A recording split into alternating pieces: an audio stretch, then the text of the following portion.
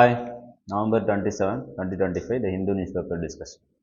First news, Chief Justice of India to consider plea to review NJAC to end the collegium system அப்படின்றது. அதாவது collegium system அப்படின்னா என்னன்னு பார்த்துக்கணும். அதில் அதாவது ஜுடிஷியல் ஆஃபீஸர்ஸை அப்பாயின்ட் பண்ணுறதுக்கான ஒரு ப்ராசஸ். அப்போது இது ரிலேட்டடாக first judge case, second judge case, third judge case அப்படின்னு சொல்லிட்டு இருக்கும். தேர்ட் ஜட்ஜ் கேஸில் தான் இந்த கொலிஜியம் சிஸ்டம் வந்து ஃபுல் ஃப்ளெட்ஜாக எத்தனை பேர் இருக்கணும் எல்லாமே அதில் தான் இருக்கும். ஓகேவா?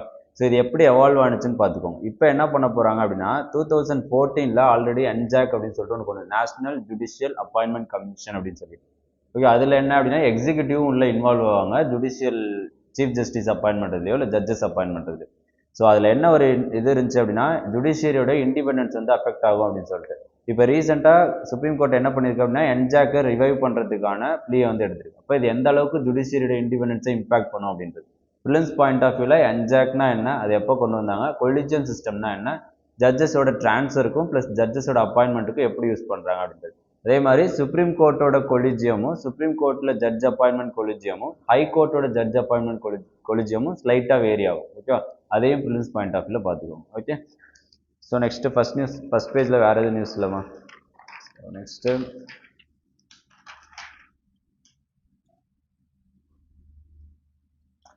9th page, 3.5 billion year old crater on Mars to be christened after geologist MS Krishnan அப்படின்னு சொல்லிட்டு.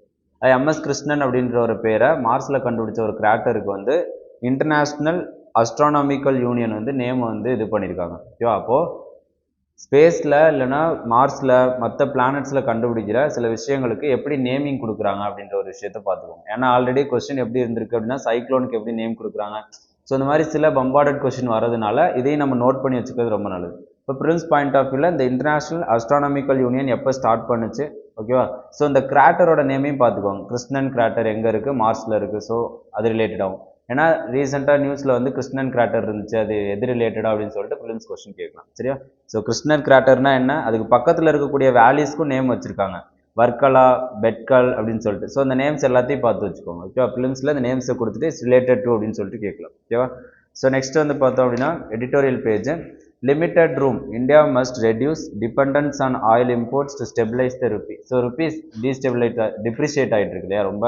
அப்போ என்ன சொல்கிறாங்க அப்படின்னா ஆயில் இம்போர்ட்ஸ் வந்து கம்மி பண்ணும், இல்லைனா டைவர்சிஃபை பண்ணும் அப்படின்னு சொல்கிறாங்க. நம்ம என்ன பண்ணுறோம், ரஷ்யன் ஆயில் இம்போர்ட் பண்ணுறதை கம்மி பண்ணுறோம். அப்போ மேஜராக எங்கே போகிறோம் அப்படின்னா US ஆயிலுக்கு போகிறோம். அது மூலமாக என்ன ஆகுது, இம்போர்ட் அதிகமாகும் போது ஆல்ரெடி யூஎஸோட டேரிஃப் பிளான் மூலமாகவும் ஆல்ரெடி US டாலர் ஸ்ட்ரென்தன் ஆகிட்டு இருக்கிறதுனாலையும் நம்மளோட இம்போர்ட் வந்து ரொம்ப காஸ்ட்லியராக இருக்கும். சரியா? ஸோ அதனால் என்ன பண்ணோம் அப்படின்னா ஆயில் டைவர்சிஃபை பண்ணும், ப்ளஸ் ரெனியூபிள் எனர்ஜிலையும் ஃபோக்கஸ் பண்ணும் அப்படின்னு சொல்லிட்டு இதில் பேசியிருக்காங்க. ஓகேவா? ஸோ நெக்ஸ்ட் வந்து பார்த்தோன்னா fighting the fire, COP30 shout to charge narrative and focusing implementation அப்படின்றது. ஸோ டெவலப்டு கண்ட்ரிஸ் பார்ட்டிசிபேட், அதாவது மோஸ்ட்லி டெவலப்டு கண்ட்ரிஸ் இந்த தடவை பார்ட்டிசிபேட் பண்ணாததுனாலையும் ப்ளஸ் அவங்களோட வித்ட்ராவல் கொஞ்சம் அதிகமாக இருக்கிறதுனாலையும் ஒரு பெனிஃபிட் என்ன அப்படின்னா ஃபினான்ஸு அப்படின்னு பேசாமல் நம்ம என்னென்னா இம்ப்ளிமெண்டேஷன் ப்ளஸ் அடாப்டேஷன் மிட்டிகேஷன்ஸ் இது ரிலேட்டடாக பேசுகிறோம். அப்போது டெவலப்பிங் கண்ட்ரிஸோட பார்ட்டிசிபேஷன் இன்க்ரீஸ் ஆகும்போது we are more focusing on என்னென்னா அடாப்டேஷன், மிட்டிகேஷன் அண்ட் ஃபினான்ஸ். ஓகேவா?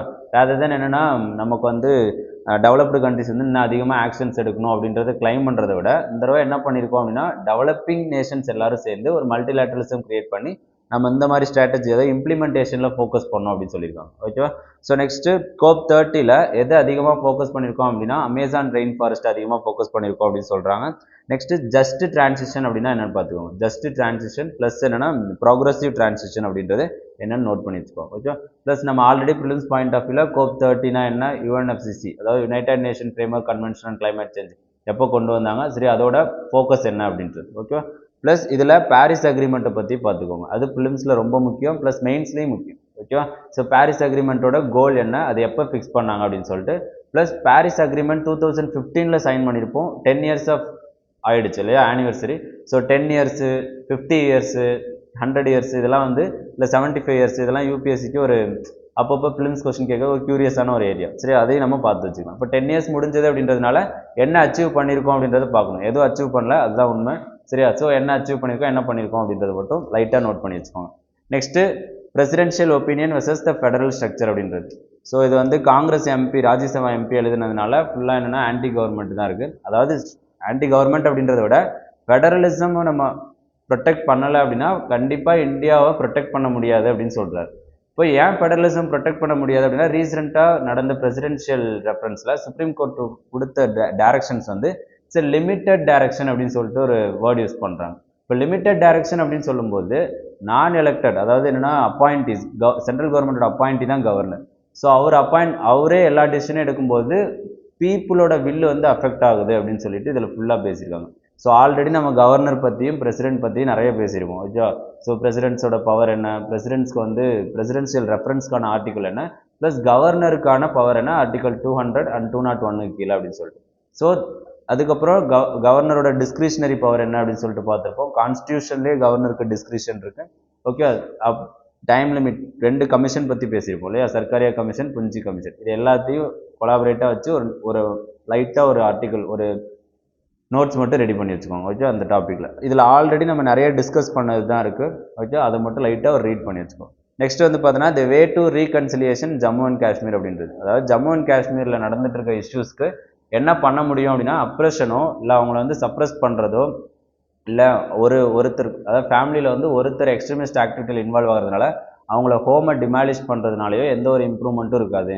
அது இன்னமும் என்ன பண்ணும் அப்படின்னா ஆங்கரையும் ஹேட்ரடையும் இன்க்ரீஸ் பண்ணுமே தவிர அது என்னவா இருக்காது, சொல்யூஷனாக இருக்காது அப்படின்னு சொல்கிறாரு.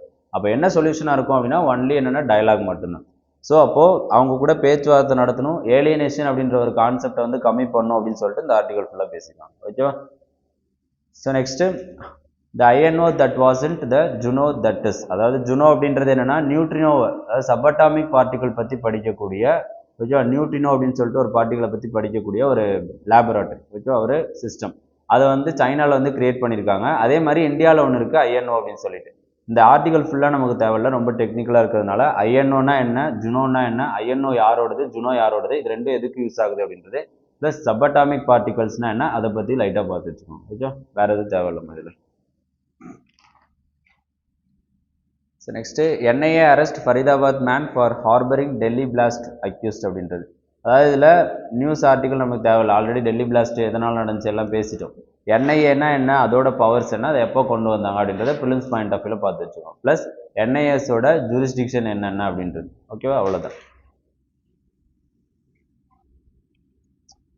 Next 13th page, India Canada uranium deal possible because of 2008 pact with US அப்படின்றது. ஸோ யுரேனியம் அப்படின்றது ஒரு ரேர் எர்த் மினரல், சரியா, அதுக்கும் இந்தியாவுக்கும் கனடாவுக்கும் நம்ம பேக் போட்டிருக்கோம். என்னென்னா யுரேனியம் இது பண்ணுறது. ஸோ இது ரிலேட்டடாக நம்ம பிஸ்னஸில் வந்து ஒரு ஆர்டிகல் இருக்குது, அதில் இன்னும் டீட்டெயிலாக பார்ப்போம். ஓகே, இப்போதைக்கு இப்படி ஒரு பேக்ட் இருக்குது அப்படின்றது மட்டும் ஞாபகம் வச்சுங்க. ப்ளஸ் ரேர் எர்த் மினரல் வந்து எதுக்கு ரொம்ப முக்கியம் அப்படின்றது ஞாபகம் வச்சுக்கணும். ஓகே, பின்னாடி இருக்கிற ஆர்டிக்கலில் பார்ப்போம். ஓகே, பிஸ்னஸ் பேஜில் 14th page, supreme court panel suggest creation of Goa tiger reserve in phases அப்படின்றது. அதாவது கோவாவில் புதுசாக டைகர் ரிசர்வ் கிரியேட் பண்ணுறதுல ஃபேஸ்டு மேனராக பண்ணணும் அப்படின்னு சொல்கிறாங்க. அப்போது டைகர் ரிசர்வ் கிரியேட் பண்ணுறதுக்கு யாருக்கு பவர் இருக்குது அப்படின்றது, யார் அதை நோட்டிஃபை பண்ணணும் அப்படின்றது, யாரோட ரெக்கமெண்டேஷன் தேவை அப்படின்றது. ஸ்டேட் கவர்மெண்ட் நோட்டிஃபை பண்ணுவாங்க with recommendation of national tiger conservation authority அப்படின்றது. இப்போது இது ரிலேட்டடாக பார்த்தோன்னா நேஷனல் டைகர் கன்சர்வேஷன் அத்தாரிட்டி யாருக்கு கீழே வருவாங்க, ஸோ இந்த மாதிரி லைட்டாக பார்த்து வச்சுக்கோங்க. ப்ளஸ் இது முக்கியமான ஒரு விஷயம் என்னென்னா கோர் பஃபர் ஸ்ட்ராட்டஜி அப்படின்றது. கோர் ரீஜியன்னா என்ன, பஃபர் ரீஜியன்னா என்ன அப்படின்றது. கோர் ரீஜியனில் எந்த ஒரு ஹியூமன் இன்வால்மெண்ட்டோ எந்த ஒரு ஆக்டிவிட்டியுமே இருக்காது. பஃபர் ரீஜியனில் ஹியூமன் செட்டில்மெண்ட்ஸ் இருக்கும், அதில் எல்லா ஆக்டிவிட்டீஸும் நடக்கும், ரெகுலேட்டடாக இருக்கும் அப்படின்றது தெரிஞ்சுக்கணும். ஓகேவா? ஸோ நெக்ஸ்ட் வந்து பார்த்தோம் அப்படின்னா cabinet approves 7,280 crore scheme for rare earth magnets. இதாம்மா இந்த இந்தியா கனடா பேக்ட் பார்த்தோம்ல, யுரேனியம் பேக்ட், அதுதான். இப்போ ரேர் எர்த் பர்மனெண்ட் மேக்னெட்ஸ்னால் என்ன அப்படின்றத பார்த்துக்கோங்க. அதில் ரேர் எர்த் மினரல்ஸ் மொத்தம் எத்தனை இருக்குது? Okay, 17 rare earth minerals something இருக்கும். அது என்னென்ன அப்படின்றத லைட்டாக கிளிம்ஸ் பார்த்து வச்சுக்கோங்க. ரேர் எர்த் மினரல்ஸ் எதுக்காக யூஸ் ஆகுது அப்படின்றதையும் பார்த்து வச்சுக்கோங்க. ஓகே, நெக்ஸ்ட்டு குளோபல் நியூஸில் இன்றைக்கி எதுவும் பெருசாக இல்லைம்மா. ஓகே, ஸ்போர்ட்ஸ் நியூஸ்லேயும் எதுவும் இல்லை. ஓகே, ஸோ இன்றைக்கி நியூஸ் பேப்பர் டிஸ்கஷன் ஃபுல்லாக பார்த்துட்டோம். பெருசாக எதுவும் ஆர்டிக்கலில் எடிட்டோரியலில் கவர்னர் ஆர்டிக்கலும் ப்ளஸ் டைகர் ரிசர்வ் கிரியேட் பண்ணுறது ரொம்ப முக்கியம், plus NJAC plus collegium system, இது ரெண்டை பற்றியும் இந்த 3 ஆர்டிக்கிளும் ரொம்ப முக்கியமான ஆர்டிக்கல். ஸோ இன்றைக்கி டிஸ்கஸ் பண்ண நியூஸஸ் சம்மந்தமாக யூடியூப் கமெண்ட் செக்ஷன்லேருந்து ஒரு டெலிகிராம் சேனல் இருக்கும், ஐகெட் ஐஏஎஸ் அகாடமியோடது. ஸோ அதில் இன்றைக்கி டிஸ்கஸ் பண்ணதுக்கான கொஸ்டின்ஸ் வந்து போஸ்ட் பண்ணியிருப்பாங்க. ஓகேவா? ஸோ ரேதராக பேசிவாக நம்ம கண்டென்ட்டை மட்டும் ரீட் பண்ணிட்டு போகிறதுக்கு பதிலாக கொஸ்டின்ஸ் அட்டன் பண்ணோம் அப்படின்னா இன்னும் எக்ஸ்போஷர் அதிகமாக இருக்கும், ப்ளஸ் ஒரு கொஸ்டினை எப்படி அப்ரோச் பண்ணலாம், கரண்ட் அஃபேர்ஸ் வந்து எப்படி கொஸ்டின் ஃபிக்ஸ் பண்ணலாம் அப்படின்றத தெரியும். தேங்க்யூ.